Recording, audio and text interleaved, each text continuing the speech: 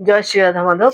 দেবাদিদেব মহাদেব অতি অল্পেই সন্তুষ্ট হয়ে তার ভক্তদের বর প্রদান করতেন।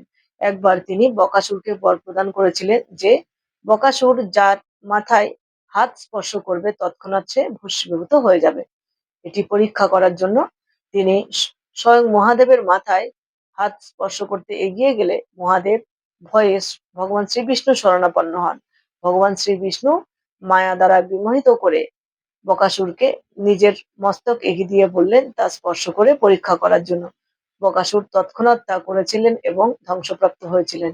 এইভাবে